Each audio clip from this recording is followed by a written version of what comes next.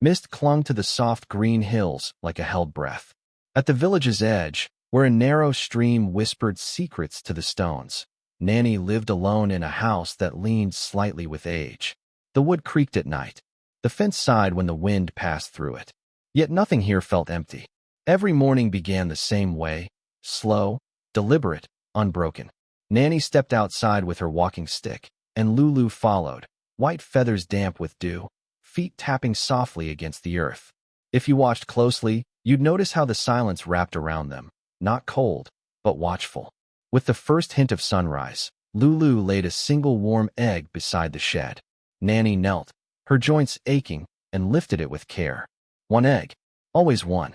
She whispered thanks as though the world itself might be listening. Half of it fed her in the morning.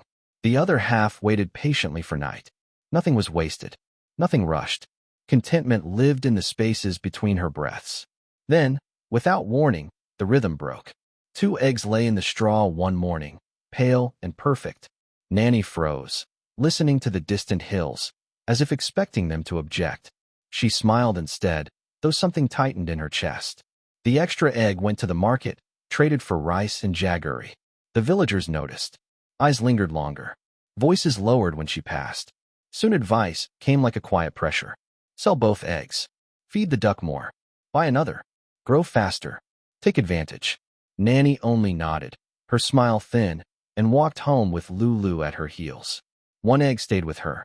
The other slipped into waiting hands. Children with hollow cheeks, families who didn't ask but needed. She never knocked. She never explained. By the time the name Egg Nanny spread, it carried warmth, but also attention. The rain arrived heavy and relentless. The stream swelled, swallowing fields whole. Crops rotted under brown water. Hunger crept in, slow and humiliating. Doors stayed shut longer. Footsteps faded from the paths. At night, the village breathed differently, shorter, sharper, afraid. Nanny boiled eggs in the dim light, steam clouding her vision, and passed them out silently. No coins, no gratitude demanded, just survival, one hand at a time. When villagers finally gathered at her door, rain dripping from their clothes, their voices were strained. Why didn't you take more when you could? Why didn't you protect yourself first? Nanny listened. Lulu shifted at her feet, feathers brushing against skin like a reminder. Nanny spoke softly, but the words cut through the room. Taking more never made anyone full. Sharing did. The rain intensified that night. Somewhere beyond the hills, something moved. Hunger, resentment, desperation. You'll see why that matters soon.